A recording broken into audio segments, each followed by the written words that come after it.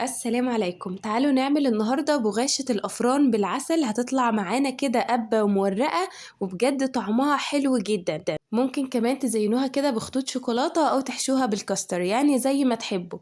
هعملها معاكم بطريقة سهلة جدا وبسيطة وما بتاخدش وقت خالص.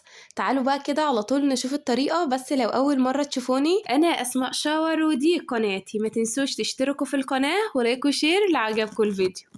أول حاجة كده هنقول بسم الله الرحمن الرحيم ونصلي على الرسول. اللهم صل وسلم وبارك عليك يا حبيبي يا رسول الله. أول حاجة كده هجيب معايا طبق وأحط فيه كوباية من المية، وأحط عليها كده نص معلقة صغيرة من الملح ومعلقة صغيرة كده من السكر. هدوبهم بقى كده مع بعض كويس بالشكل ده. بعد كده هنزل عندي هنا بنص كيلو من الدقيق اللي هم 4 كوبايات بمج الشاي. هقلب كده بالمعلقة لحد ما كل حاجة تختلط مع بعضها وتبدأ كده العجينة تكور معايا. لو احتاجت مية تاني هزود لها، فانتوا هتضيفوا بس الأول كوباية ونشوف هتحتاج معانا مية ولا لأ، على حسب نوعية الدقيق اللي عندك. أنا هنا احتاجت معايا مية، بدأت أزود لها بالتدريج كده شوية بشوية. أخدت معايا حوالي نص كوباية مية كمان. هعجن بقى العجينة كويس جدا. أنا عايزة العجينة ما تكونش طرية خالص ولا عايزة فيها أي تلزيق خالص. عايزاها عجينة تكون متماسكة بالشكل ده. عجنتها كويس جدا لحد ما بقت ناعمة معايا. هغطيها بكيس كده واسيبها حوالي 10 دقايق تريح معايا. هنا بعد العجينة ما ريحت هحط تحتها كده شوية من الدقيق وشوية كمان على وشها علشان ما تلزقش معايا لما اجي افردها. هبدأ افردها بالنشابة كده.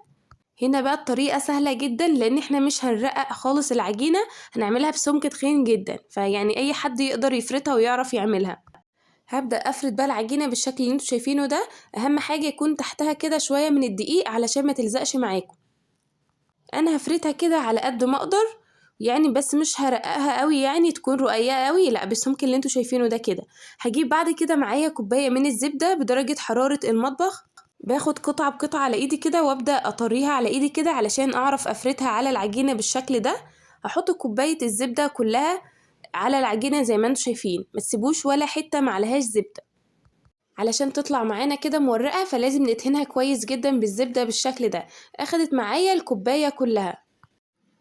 بعد كده هبدأ ألفها كده رول. هبدأ أخد الأطراف دي وأبدأ ألفها بالشكل ده كده.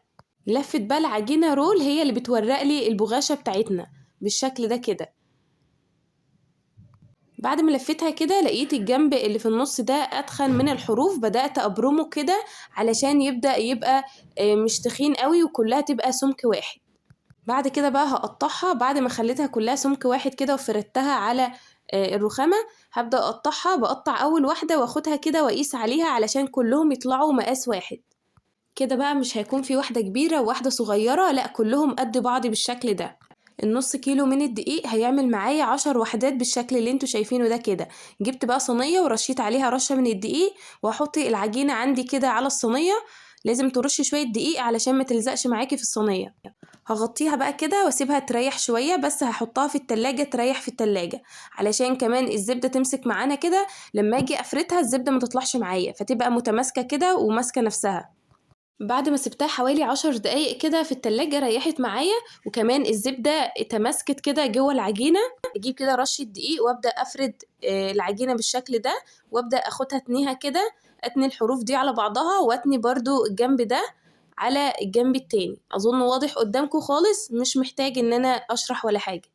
شايفين بقت بالشكل ده كده. احطها تاني بقى على الصينية واجيب واحدة تانية بفردها كده بالشكل ده. طبعا بنرش دقيق علشان بس ما تلزقش معانا. ابدأ اخد الاطراف دي اتنيها والطرف التاني ده عليه، بطبقها بالشكل ده كده.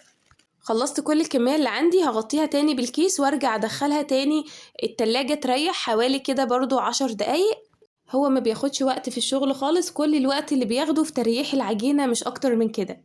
بعد ما ريحت العجينة تاني في التلاجة كده حوالي 10 دقايق، هجيب بقى دهنة زيت بسيطة كده على العجينة من فوق ومن تحت، وابدأ بقى افردها زي ما انتوا شايفين. دي بقى كده اخر فردة معانا. اعملوها بقى بالسمك ده، ولا تكون تخينة قوي ولا رفيعة قوي، بالسمك اللي انتوا شايفينه ده كده. افردها بقى كده واحطها على الصاج اللي انا هسوي فيه على طول بالشكل ده.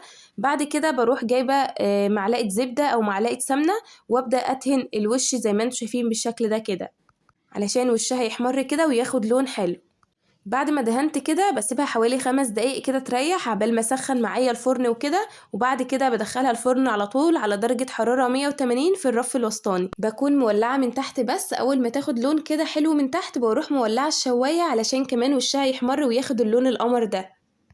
اول ما بتطلع على طول وهي سخنة كده ببدأ احط عليها شوية شربات تقيل كده على وشها. ممكن كمان تحطوا بدل الشربات ده شوية عسل نحل على وشها كده، بتبقى برضو حلوة جدا.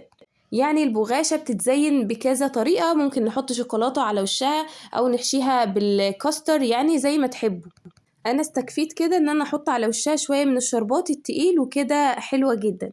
لحد هنا كده بقى انا خلصت الفيديو، يا رب اكون فدتكم باي حاجة.